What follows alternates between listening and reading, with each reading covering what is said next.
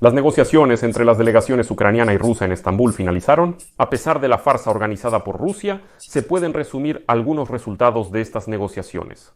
Porque después de todo sí se lograron ciertos acuerdos.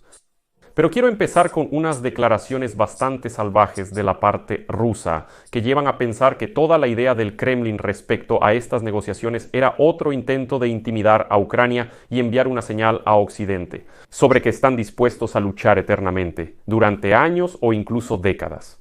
Quiero empezar con las declaraciones salvajes de la parte rusa sobre que realmente están listos para pelear para siempre. El representante de Putin, Medinsky, amenazó a la delegación ucraniana insinuando que algunos de sus familiares y seres queridos podrían morir pronto.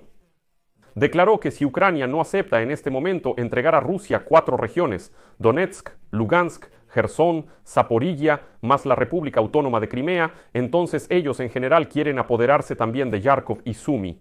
Dicen que en las próximas negociaciones las exigencias serán mucho mayores. Y por cierto, ese mismo Medinsky declaró que la condición para el cese al fuego será la retirada de las Fuerzas Armadas de Ucrania de las 4 regiones, incluso de aquellas partes que Rusia nunca, en realidad, ni siquiera ha ocupado. Al mismo tiempo, hay un acuerdo de que Ucrania y Rusia han convenido en presentar su visión de un posible alto al fuego ya en la próxima ronda de negociaciones. Es decir, hay un acuerdo de que habrá otra ronda de negociaciones, probablemente al mismo nivel. Por otro lado, hay una declaración ya confirmada por el ministro de Defensa de Ucrania, Rustam Umerov, de que ambas partes han acordado un intercambio de prisioneros de guerra 1000 por 1000. No se ha anunciado la fecha exacta, pero se espera que ocurra pronto. Además, durante las negociaciones en Estambul se discutió una reunión entre el dictador Putin y el presidente Zelensky. Pero de hecho, se puede concluir que el día histórico, que al menos podría haber iniciado las negociaciones para terminar la guerra, se convirtió simplemente en una farsa y confusión, porque ambas delegaciones, andaban por Estambul buscando dónde estaba cada quien. La delegación rusa fijó la hora de inicio de las negociaciones, pero luego llegaron tarde ellos mismos y así sucesivamente. Vamos en este episodio a resumir juntos los resultados de estas negociaciones y a presentar una posición clara de la parte ucraniana y rusa, además de la declaración del jefe del Ministerio de Asuntos Exteriores de Turquía, quienes fueron los anfitriones de estas negociaciones. Soy Alexei Pechi, hoy es 16 de mayo según el calendario. Antes de que empecemos, les pido que se suscriban a este canal, den like a este episodio y dejen un comentario para que los algoritmos de YouTube recomienden este episodio a la mayor cantidad posible de espectadores. Suscríbanse al canal de Telegram Pechi Newson, el enlace está en la descripción. Ahí publicamos noticias de manera operativa en cuanto las recibimos. Ahora hablemos de todo en orden. Comenzaré el programa con las demandas salvajes, simplemente salvajes de Rusia, que una vez más intentó asustar a Ucrania y a nuestros socios occidentales. En particular, en las negociaciones en Turquía, la delegación rusa amenazó a Ucrania diciendo que podría ocupar también las regiones de Kharkov y Sumy. Además de haber ocupado totalmente Zaporilla y Gerson, ahora mencionan que también ocuparán Kharkov y Sumy. Sobre esto escribe en las redes sociales el corresponsal Oliver Carroll, citando sus propias fuentes en estas negociaciones. Así que la condición rusa para el cese al fuego es la retirada total de las tropas ucranianas de las regiones de Gerson, Zaporilla, Lugansk y Donetsk. Como escribe Carroll, citando, Rusia declaró que aceptará el cese al fuego solo si Ucrania se retira de las 4 regiones anexadas, entre comillas, que ni siquiera controla completamente. Moscú también amenazó con apoderarse de otras 2, Kharkov y Sumy.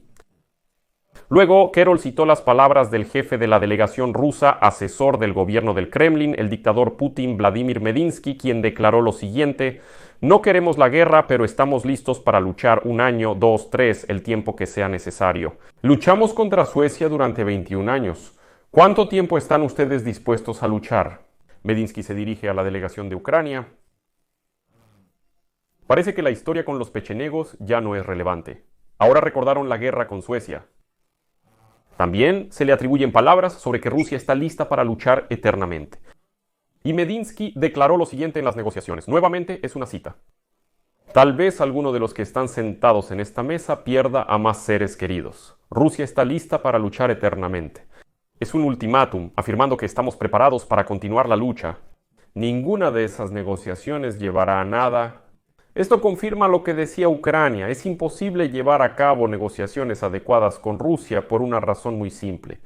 Porque no son adecuados. No hablamos de Rusia. Hubo otro episodio bastante curioso que menciona ese mismo Oliver Carroll. Y él cita a Medinsky, quien dice lo siguiente. Pedro el Grande, ¿saben quién financió a él? Que Inglaterra y Francia, Suecia seguiría siendo una gran potencia hoy en día si no fuera por esto. Es un intento tan absurdo, ya sabes, como de convencer a la delegación ucraniana de que Inglaterra y Francia, que ahora son nuestros aliados y que en Europa son los que más defienden la idea de endurecer las sanciones contra Rusia. Dicen que alguna vez financiaron a Pedro el Grande y eso llevó a la guerra con Suecia. En general es una tontería, agregó Medinsky. Sin embargo, se entiende la idea de la delegación rusa en principio. Intentar asustar y decir que sería mejor que capitularan ahora, porque después será mucho peor. Claro que hay ciertos acuerdos. Después de todo, no fue simplemente una farsa. Hay pequeños puntos de contacto. En particular ese mismo. El jefe de la delegación rusa, Vladimir Medinsky, declaró tras las negociaciones que durante las conversaciones en Estambul, la delegación ucraniana propuso celebrar negociaciones directas entre los líderes de Ucrania y Rusia. Rusia tomó nota de esto.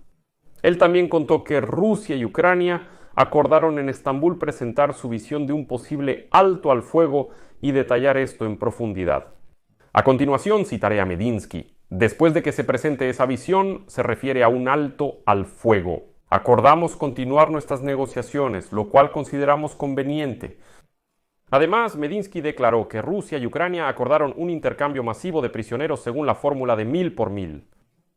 Medinsky señaló que en general la parte rusa está satisfecha con el resultado y está lista para continuar el contacto. El ministro de Defensa de Ucrania, Rostam Umerov, confirmó la información mencionada previamente. De hecho, durante las negociaciones en Estambul se discutió una posible reunión personal entre Vladimir Zelensky, presidente de Ucrania, y Vladimir Putin, dictador ruso. Bueno, y también se acordó un intercambio de prisioneros de guerra bajo la fórmula de 1000 por 1000 en los próximos días. Umerov afirma que conoce la fecha, pero no la revelará por razones evidentes. Por ahora no se mencionará. ¿Por qué este intercambio podría fracasar? Para que no fracase, es mejor mantener esta información en silencio y anunciarla cuando el intercambio ya se haya realizado. Ahora ha surgido una reacción interesante de los medios, analistas y políticos occidentales a las negociaciones en Estambul. Y probablemente la reacción más elocuente es la de quienes dicen lo siguiente sobre las negociaciones en Estambul. Un día histórico se convirtió en una farsa y confusión. Según la publicación, había grandes expectativas sobre las posibles negociaciones en Estambul. La reunión entre Trump, Putin y Zelensky pudo ser un punto de inflexión, pero las figuras clave no asistieron. El evento terminó siendo una decepción diplomática. Los medios bromeaban sobre el paradero de Vladimir Putin.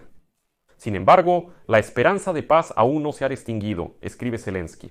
Tuvo una reunión en Turquía, pero en Ankara, no en Estambul, y no con Putin, sino con Erdogan. Putin se quedó en Moscú. Y es interesante que se reunió con un banquero y se ocupó de asuntos no públicos. Y posteriormente se supo que despidió al general Oleg Solyukov, quien comandaba las fuerzas terrestres del Kremlin. Trump, quien antes insinuó que vendría si Putin llegaba, se quedó en Medio Oriente y en general regresa a Washington. No hubo negociaciones sustanciales hoy, escriben incluso entre los asistentes. Rusia envió una delegación encabezada por el exministro de Cultura, Vladimir Medinsky. Según Zelensky, la participación de esta persona fue simbólica y meramente decorativa. Moscú vuelve a promover las condiciones que fueron formuladas aún en el comunicado de Estambul, año 2022. Ucrania debía renunciar a la OTAN, desarmarse, aceptar la neutralidad y estar de acuerdo con las garantías, pero con derecho de veto para Rusia. Es decir, garantías de seguridad que Rusia, como agresor que atacó a nuestro país, puede vetar. Ucrania rechazó estas condiciones por considerarlas una capitulación.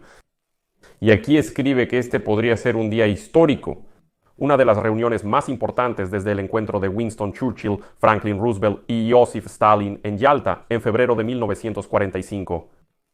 Y a continuación citaré. Si Donald Trump, Vladimir Putin y Vladimir Zelensky se reunieran juntos en la mesa de banquete en el majestuoso palacio de Dolmabahce en Estambul, es muy posible que pudieran cambiar el destino de Europa.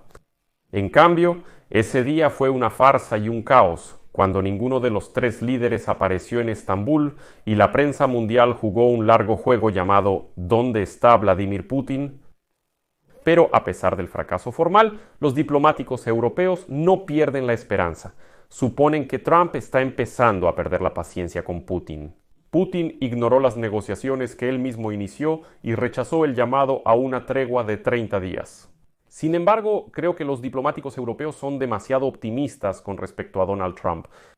Según el diplomático, la terquedad de Putin podría llevar a Donald Trump a respaldar sanciones más duras contra Rusia.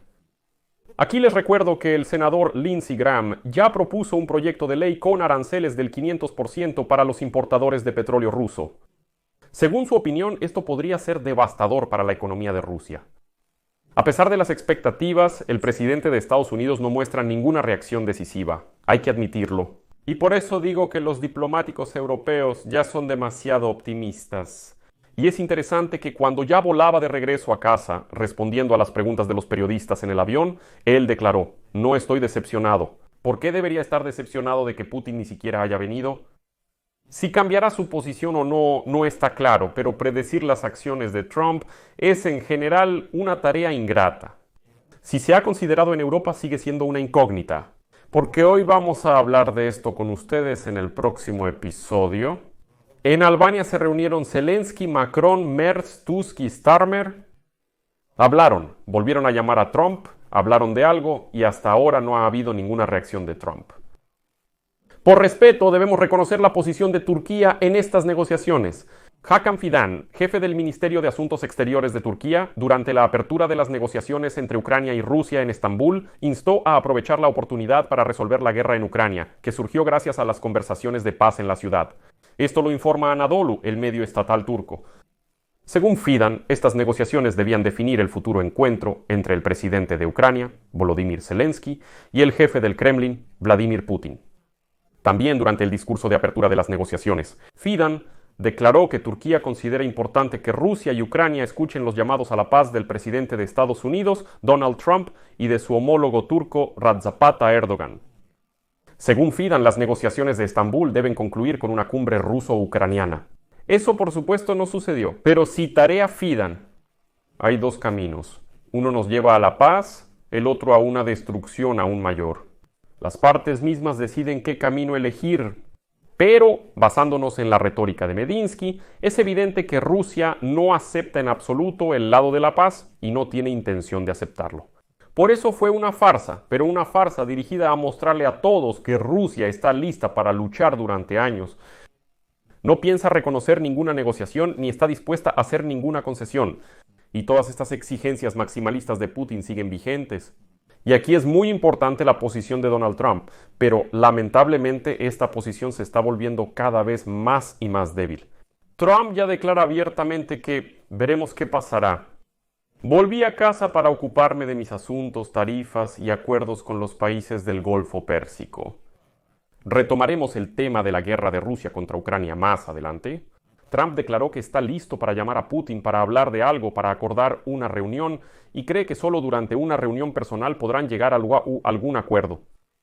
Amigos, les recuerdo que ya llevo aproximadamente 2 meses repitiendo esto en diferentes transmisiones, no solo en mi canal de YouTube, que el principal peligro de la política de Donald Trump respecto a Putin radicaba en que Putin, en primer lugar, considera que Trump está muy interesado en que haya un alto al fuego, que la guerra se detenga en cualquier condición. Es decir, Trump no tiene una posición categórica, simplemente necesita un alto al fuego. Y entendiendo esto, Putin sigue con la guerra y espera cada vez más concesiones y Trump le da esas concesiones. A veces parecen simbólicas, pero en el efecto acumulativo parece que Trump está dispuesto a todo. Ahí no impone sanciones, aunque prometió imponerlas, amenazó, dijo: si veo que Putin no quiere la paz, entonces sí voy a imponer sanciones. Les recuerdo, Trump repitió varias veces que en una semana escucharían su decisión contundente, luego pasaba una semana, luego otra semana y otra semana más. Y cuando en vísperas le preguntaron a Trump cómo iba a reaccionar ante el hecho de que Putin no fue a Estambul, ¿qué dijo? ¿Que las negociaciones en realidad no llevan a nada y todo esto es una farsa total? y que Putin simplemente rechazó descaradamente la idea de un alto al fuego de 30 días? Trump dijo, bueno, voy a ver, en una semana les diré mi reacción. Y he dicho durante 2 meses exactamente esto, que el principal peligro de esta política es que Putin insistirá de todas las formas posibles en negociar con los estadounidenses, que es mucho más importante construir relaciones bilaterales ruso-estadounidenses. La cuestión de la guerra de Rusia contra Ucrania se puede posponer por ahora. Y Putin intenta lograr que estas relaciones entre Washington y Moscú lleguen a un nivel tal que a Trump no le den ganas de simplemente volver a rebajarlas. Estas relaciones son para resolver la guerra de Rusia contra Ucrania. Es decir, para que Trump no diga, mi temor es que Trump no diga en algún momento algo como, oigan, nosotros tenemos nuestros propios asuntos. Estamos negociando con los rusos, queremos firmar algunos acuerdos y la guerra de Rusia contra Ucrania nos está estorbando mucho. Por eso, que Ucrania ya se rinda, se entregue, y nosotros seguiremos haciendo nuestros propios negocios, firmando acuerdos y así sucesivamente. Ahí está el gran peligro. En mi opinión subjetiva, por ahora veo que Donald Trump está llevando a cabo una política así. Aún no está listo para acciones decisivas. Pero aquí pongo puntos suspensivos. Comparte tu opinión y conclusiones en los comentarios. Suscríbete al canal, activa la campanita y dale like al video.